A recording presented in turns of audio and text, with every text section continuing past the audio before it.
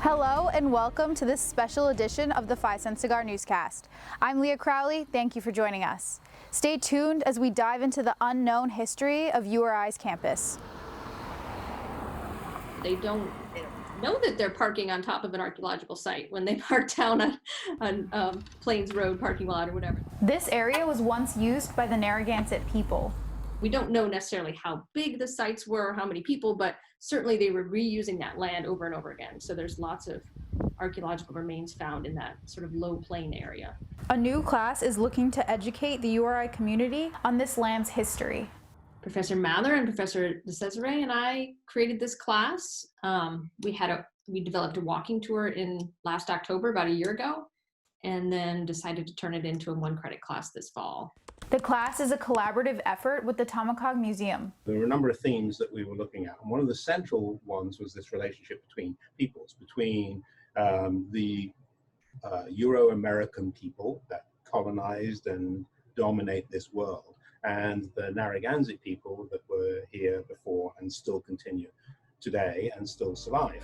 The class is asynchronous and revolves around videos like this one. Most farms had indentured servants or enslaved people. It is part of Rhode Island's history and the legacy of this country.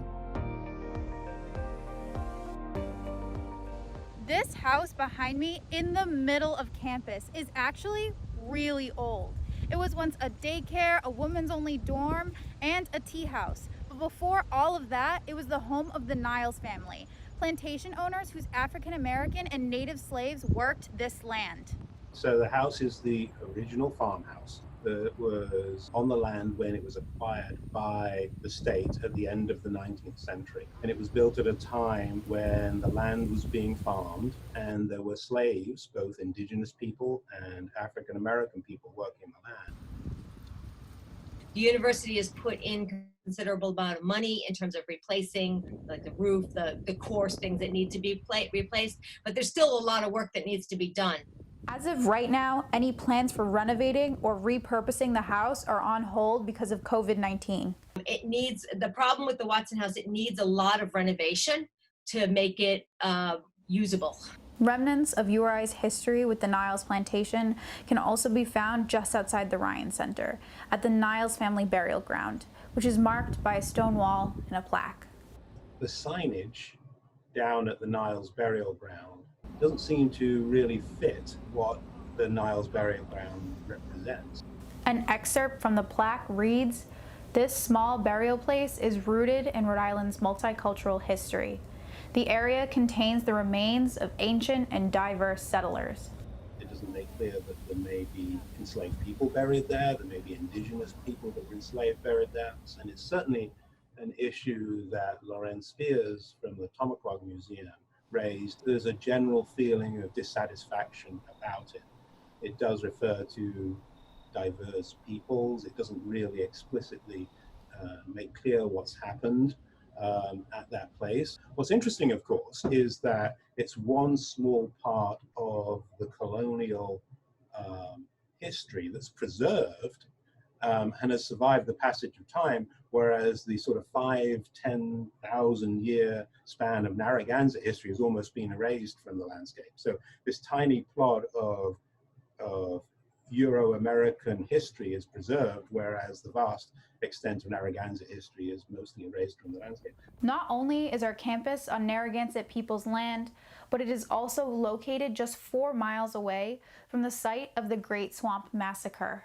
In 1675, just a few miles from the campus, there was a brutal massacre of Narragansett people in something that's sometimes called the Great Swamp Fight and other times called the Great Swamp Massacre, in which Narragansett people, including women and children, were massacred. URI is a land grant institution. The government gave our land to those who created the original College for Agriculture and Technology. The Narragansett students feel the pain of this history. All the professors agree that URI needs to do more to acknowledge their history.